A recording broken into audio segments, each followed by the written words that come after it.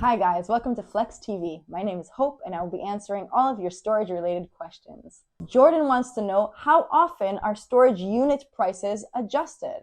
Now that's a really good question. Sometimes you want to store, you know you're going to be storing for long periods of time and you want to know you're not going to have any crazy unpleasant surprises with the pricing. You want to plan your budget ahead and be smart. I appreciate that. I get it. Now this depends a lot on the kind of lease that you're going to sign when you move into storage. So if you get a long-term lease, that's a pretty good way to make sure that your prices are maintained for as long as you store. So if you get a lease that's a year long, the facility is not going to be able to increase your prices in the middle of that year. They're going to have to wait until the lease is up. However, if you get a short-term lease, like a month or 3 months, the storage facility definitely has the right to increase the prices as they see fit.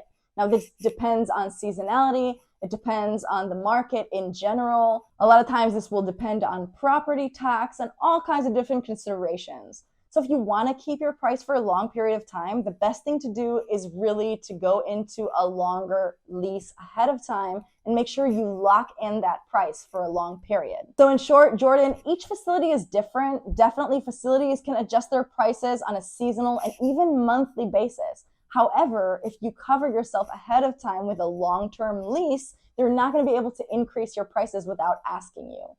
That being said, you still have to read the contract you sign very, very carefully. It's going to state specifically when they're allowed to increase, how much notice they need to give you, and what the price increase will be. Usually around 3 to 5% annually, and not much more than that is pretty much the consensus. Thank you so much for your question. I hope I answered it, and see you next time on Flex TV.